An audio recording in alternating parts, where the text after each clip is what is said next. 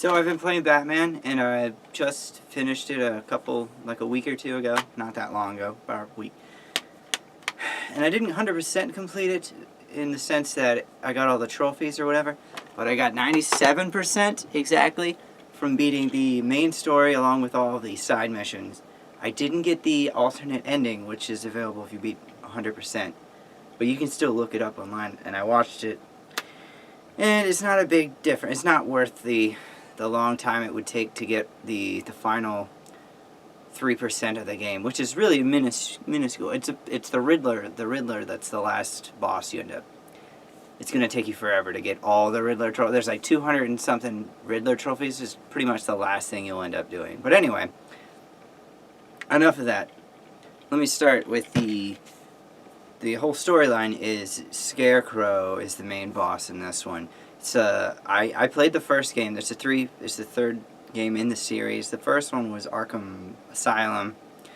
I beat that one a long time ago when it came out in like 2008, 9. And the second one, Arkham City, came out. I didn't play that one. I have to get it on that one, but I skipped that one. That one's the one with Catwoman in it, and this one is Arkham Knight, and it's the third one. It's the trilogy, and it's the only one available on the new systems rather than just the last generation ones. So it was a whole new thing. They made a special PlayStation 4 Batman edition, which I missed out on because they released it way too late. They talked about it way too late.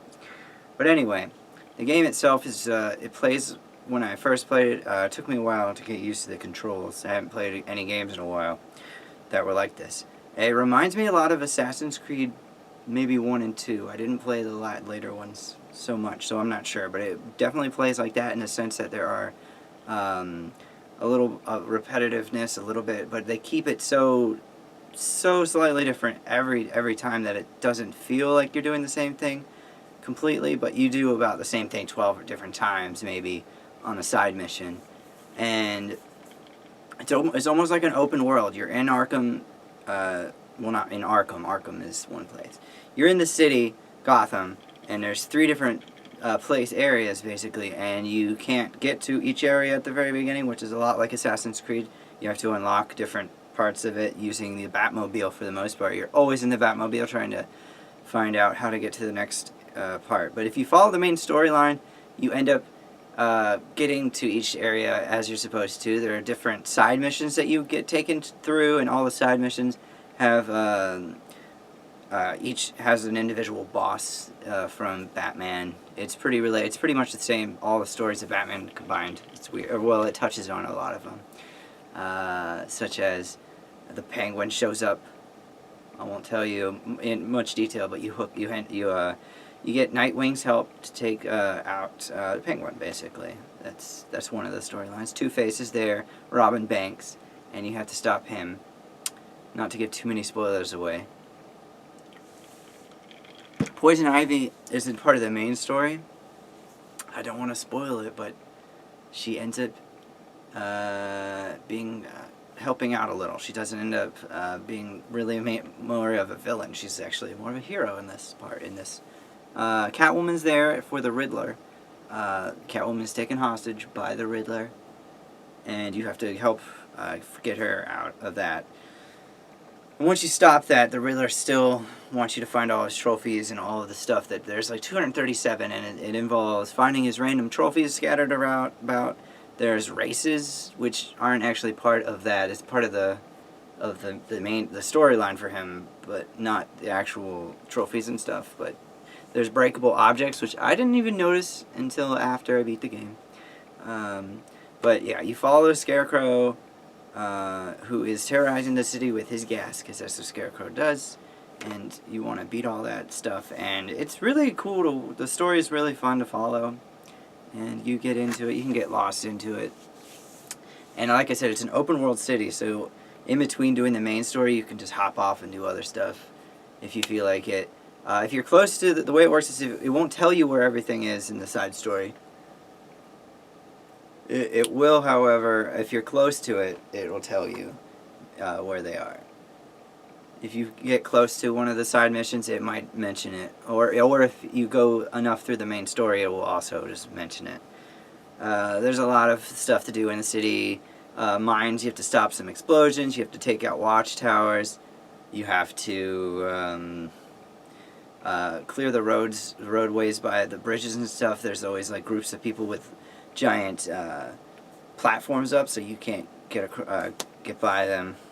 Well, you're not supposed to be able to, but you do use the Batmobile a lot. And the Batmobile is kind of cool, but it gets really annoying when you have to use it to do certain stuff.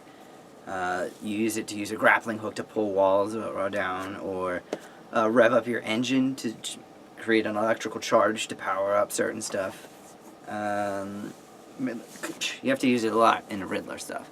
But yeah, it basically covers all of the different things people in Batman series.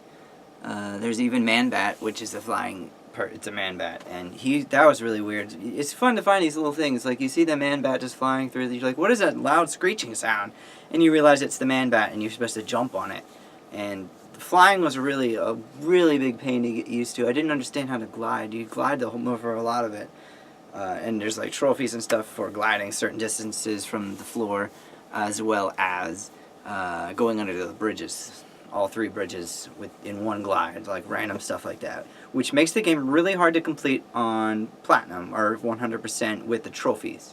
So I don't think I'm going to be able to do that. I'm not even going to try. I think I did some of the Riddler trophies, and there's some that are just so complicated that I don't think it's worth it. It's not worth to play it.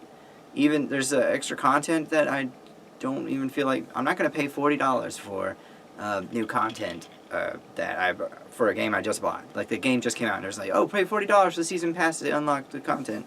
Whatever, if you want to do that, go right ahead. It just adds more extra stuff, which I've already beat the game and played. It gave me some extra stuff, which was kind of cool. Obviously, the Joker's dead. He died apparently in the second one.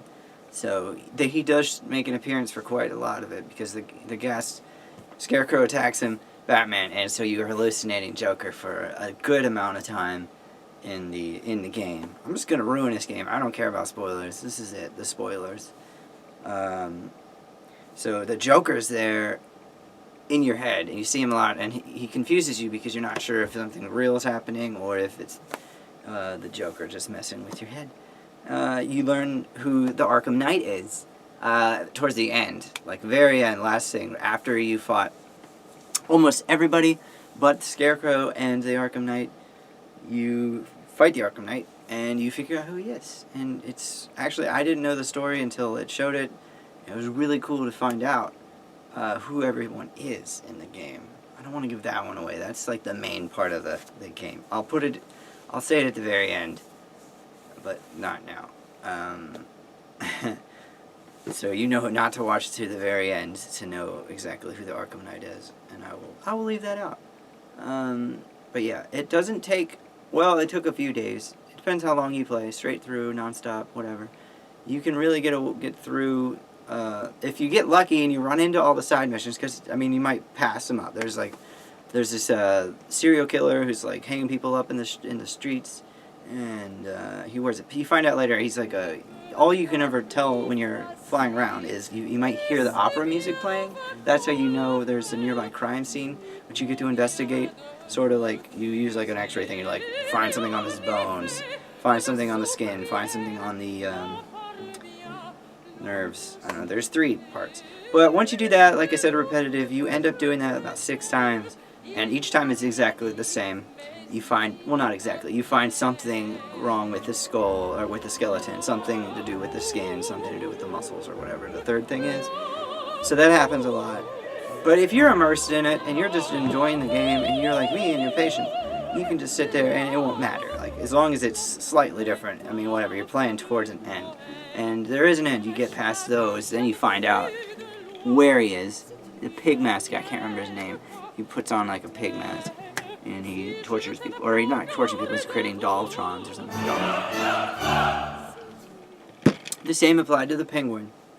They're collecting, or he's selling guns, so you have to stop the guns, or find out where he's keeping the guns with the help of Nightwing. You go in about 4 times, that one.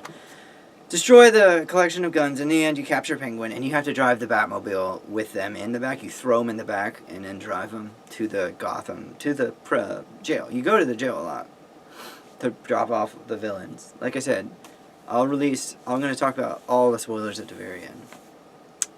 But, yeah. The Riddler's the one person I didn't catch because, like I said, you beat a storyline, the beginning of it. There's like a 7-part, so you get some of it done. But then there's like, after that, you have to collect 200 more trophies or whatever. Do 200 more Riddler things before he'll even fight you. So you're like, really? Again, Riddler? I hate you so much. I'm never going to do that. I've tried doing it randomly, but it's just like, that's all you're doing anymore is looking for the trophy. Like, nothing else in the game. Everything else in the game is finished. I'm just looking for trophies, and I barely got I got 1% from 96 to 97. Which is, I guess, a big deal, considering that's the only thing I'm doing. But, yeah. Other than that, there are AR missions, which are, I don't know they're just basically training you how to use the different techniques that you can do as Batman. Fighting techniques, driving techniques in the Batmobile, certain races, certain random takedown things, random scenarios they set up for you to do, and you get rated and stars based on that. So you can get a maximum of 3 stars in the whole thing. You can get like over 78, I think, or it's probably more with the downloadable content stuff. And it's ridiculous because there's no way. I've only there's like 3 sets of trophies. One's for 21, 22, 23 stars, and then like 40 something and 69. So I've only done the first set, and that was ridiculous. So it's really just, if you want to sit down and do all that, maybe one day, but it just feels like you'd be doing a lot of tedious stuff just to try and get the trophy or achievement, whatever you're playing your system on. Like I said, I'm playing PlayStation, so I'm not going to cater to the Xbox crowd just because. But I had a lot of fun playing the game. I would recommend it to anyone if you're a Batman fan or interested in becoming a Batman fan. It has everybody in it, so there's stuff to learn. Yeah, that's all. Any more questions, just ask me, and I will let you know, because I played it. I beat it. So that's Batman Arkham Knight. And stay tuned for about 2 seconds, and I will reveal the bigger secrets. Ready? Okay. Poison Ivy ends up dying because she helps save the city by using her plants, and you have to go around finding the plants. She's like, there's these old ancient plants. You have to find them. You find a sonar ability to use through Lucius Fox to track the root systems of a giant plant, so you can then free the plant. There's 2 of them, so you end up freeing 3 plants, and Poison Ivy helps to ward off the gases that the Scarecrow's going to release, and has released. There's a cloudburst machine that goes off, and it engulfs the entire Gotham City in gas, and you're stuck in the Batmobile, and you have to like get out and find her, and she's like, this isn't working, the plants are not strong enough, so you have to find another one, yada yada yada. You free the last plant, but you had to go back down into the gas, and Joker keeps showing up being like, ha ha ha, in your face. But you do free the last plant. Why am I still holding the game? You free the last plant, but in the end, Poison Ivy gives her life so that the plants can dissipate all of the remaining gas. She gives her life for the city, and that's how Poison Ivy dies. In this scenario, which is the Batman Arkham Knight trilogy for the consoles, which is slightly different from every other variation, I'm sure. Arkham Knight himself, throughout the playing, you're playing, and you're playing with the current Robin, which his name escapes me right now, who's getting in love with the Oracle, who is Barbara Gordon, who aka was Batgirl, but right now her spine was probably broken. It doesn't go into detail. Maybe that happened in the second game, I don't know.